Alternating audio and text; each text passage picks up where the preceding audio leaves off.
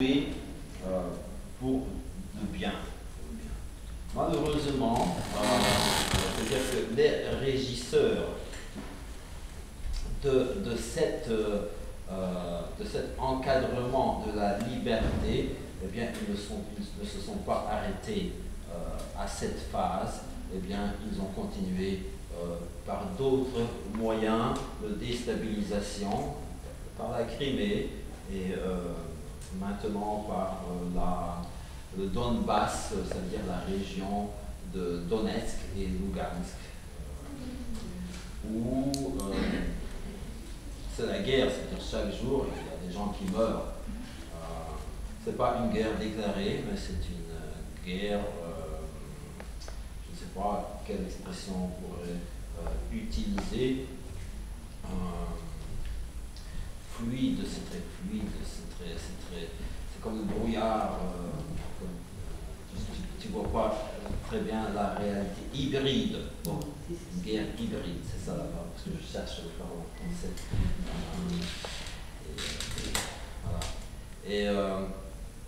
Mais même si cette guerre se déroule à, disons, 1000 km de Lviv où j'habite, non, mais c'est une guerre qui est présente dans chaque famille.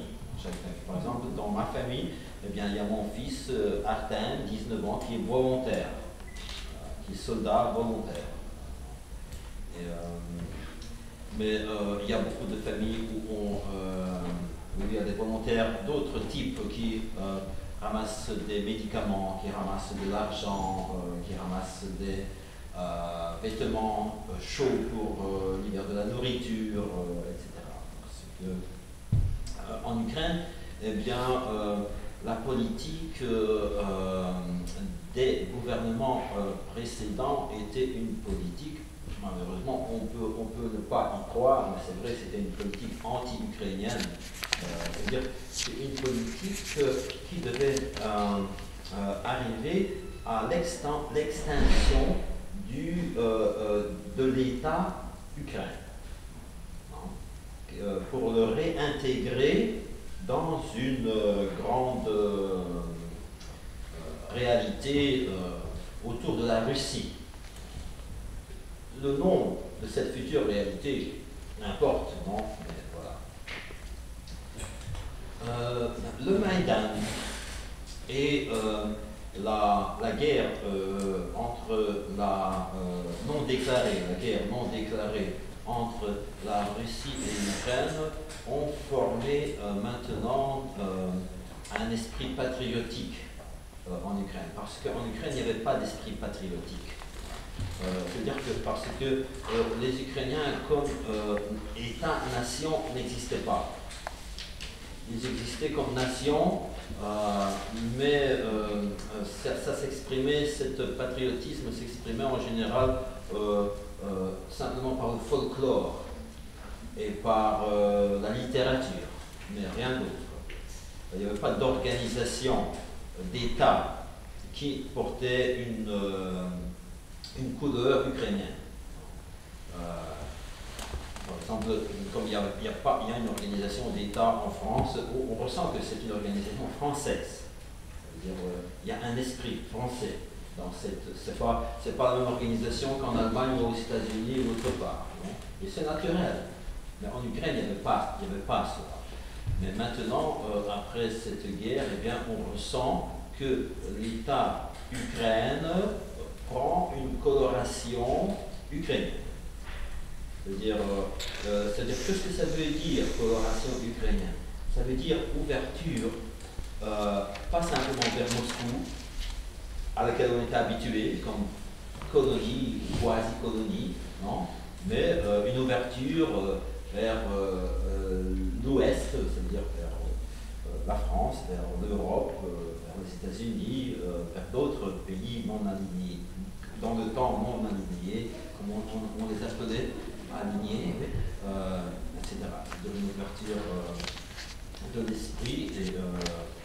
Et cette ouverture, ça veut dire qu'un désir d'intégrer d'autres systèmes d'État, d'autres systèmes de société, mais dans la pratique, pas simplement dans la théorie. Parce que dans ces pays, il faut faire attention parce qu'on parle beaucoup, non? Il y a beaucoup de beaux documents, mais par après, dans la pratique, c'est beaucoup de fois une autre chose, une autre réalité. Et ça, c'est un mouvement qui est arrivé maintenant. Un autre mouvement, c'est la conscience que les associations locales sont très importantes. Les associations de divers types, ça peut être des associations de jeunesse, mais ça peut être, par exemple, les clubs de fans de foot, non, ou autre chose, ou des philatélistes, ou des pêcheurs, ou je ne sais pas moi, des automobilistes. Parce que durant la Révolution, deux associations ont joué un rôle prépondérant. Ce sont les fans de foot et l'automaïdan, c'est-à-dire les chauffeurs, d'auto. C'est-à-dire que parce que les chauffeurs d'auto,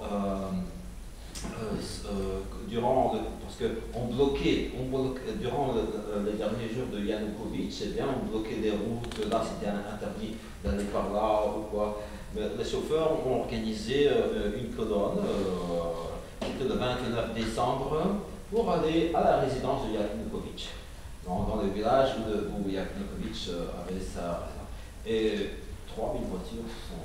3000, c'est très beau. Moi, j'étais présent dans cette colonne et j'en suis fier parce qu'après, on a fait des procès contre moi qui ne sont pas réussis parce que par après, Yanukovych est tombé, alors ils n'ont pas pu. Parce que c'était bien sûr un procès politique, c'était pas un procès parce que je n'avais rien fait d'illégal. Mais l'accusation était que je ne me suis pas arrêté à la demande de la police, ce qui n'était pas vrai. Parce qu'ils avaient écrit à 12h30, et à 12h30 j'étais sur le Maïdan, et à 3h j'étais dans le village.